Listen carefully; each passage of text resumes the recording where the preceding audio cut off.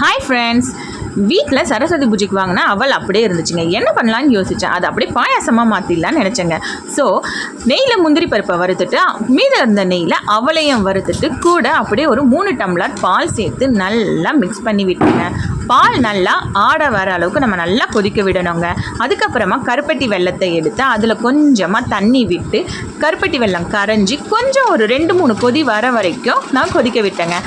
அதுக்கப்புறமா ஏலக்காய் பொடி சேர்த்து நல்லா கொதிக்க விடணுங்க.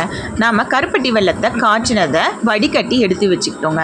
ஸோ அதை இந்த கொதிக்கிற பாலில் கொஞ்சம் கொஞ்சமாக ஆட் பண்ணி நல்லா மிக்ஸ் பண்ணங்க. நல்லா கைவிடாமல் மிக்ஸ் பண்ணிக்கிட்டே இருக்கணும். அடிப்பிடிக்கும்னு பயந்துடாதீங்க, அடிப்பிடிக்காது. இருந்தாலும் நீங்கள் சிம்லியே வச்சு நல்லா மிக்ஸ் பண்ணுங்கள். அப்பப்போ மிக்ஸ் பண்ணிக்கிட்டே இருங்க. வேறு ஏதாவது வேலை இருந்தாலும் அந்த வேலையும் பார்த்துக்கிட்டு நம்ம மிக்ஸ் பண்ணிக்கிட்டு இருந்தோன்னா அடிப்பிடிக்காதுங்க. ஸோ நல்லா மிக்ஸ் பண்ணதுக்கப்புறம் என்ன பண்ணணும்னா, முந்திரி இருக்கும் இல்லைங்க, நம்ம நெய்யில் வறுத்த முந்திரி, அந்த முந்திரியை இதில் ஆட் பண்ணிக்கிட்டு திரும்பவும் கொஞ்சம் நேரம் அந்த முந்திரி வேகிற அளவுக்கு கொஞ்சம் நேரம் நம்ம கொதிக்க விடுவோங்க. எல்லாமே ஸ்லோ ப்ராசஸ் தாங்க, அதனால் பயப்பட வேணாம்.